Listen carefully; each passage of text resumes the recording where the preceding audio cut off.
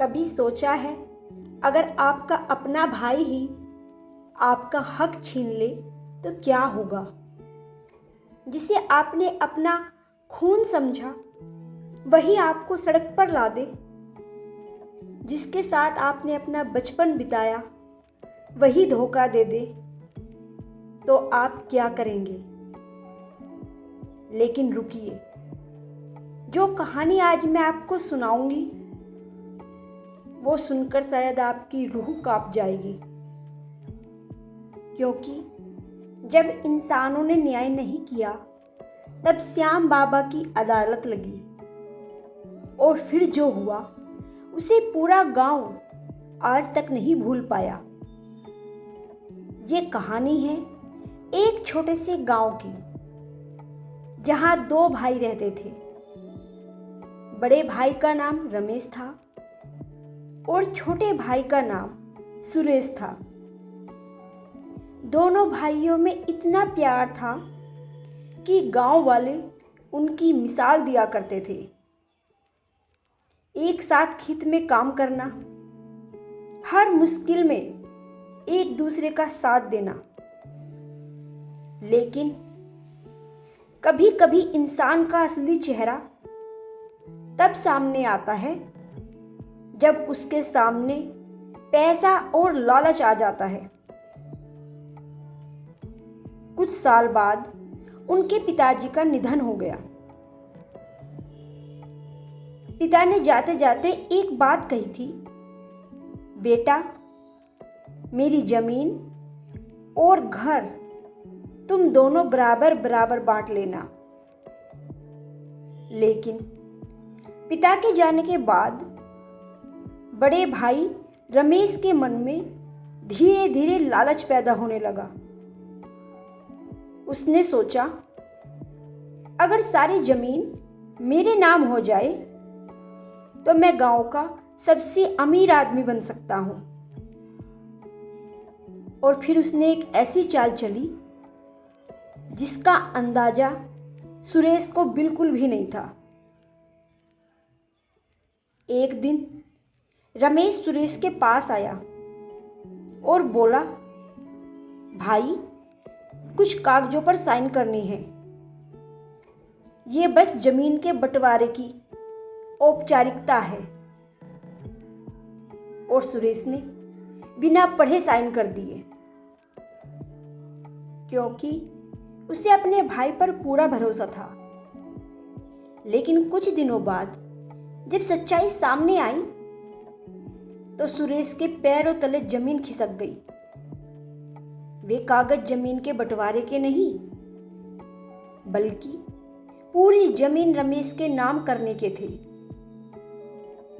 अब ऐसे हालात हो गए थे कि सुरेश के पास ना घर बचा और ना ही खेत, क्योंकि उसके बड़े भाई ने उससे सब छीनकर उसे घर से निकाल दिया।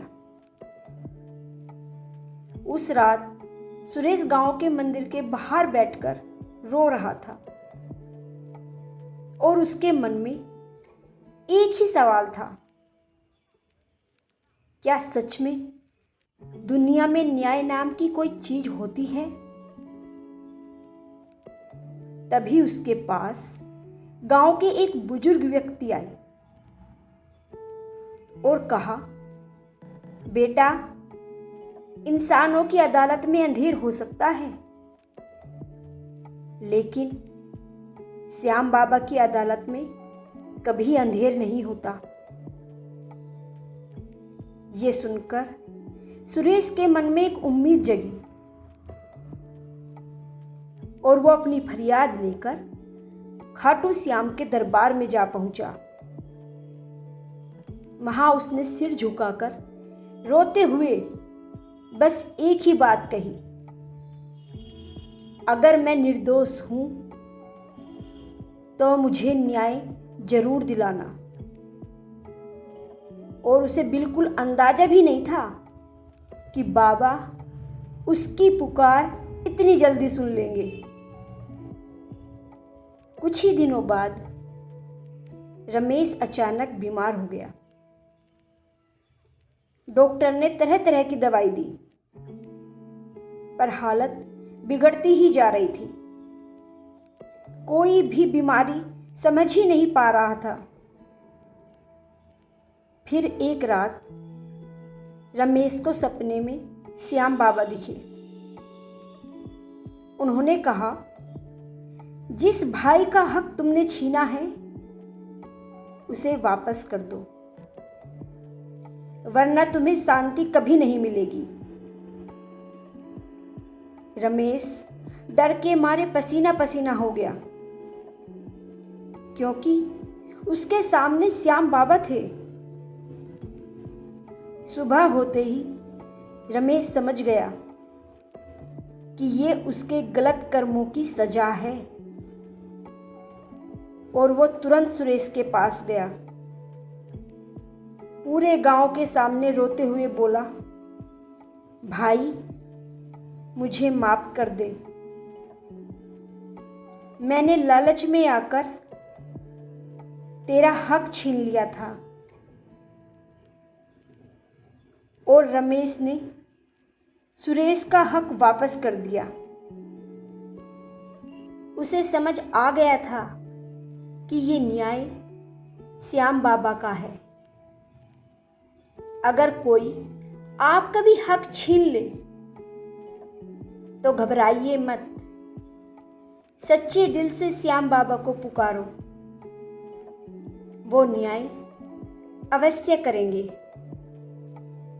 जभी तो कहते हैं, हारे का सहारा बाबा श्याम हमारा। अगर आपको ये वीडियो अच्छी लगी हो तो वीडियो को लाइक, कमेंट, शेयर जरूर करें। मिलते हैं नेक्स्ट वीडियो में। जब तक के लिए जय श्री श्याम।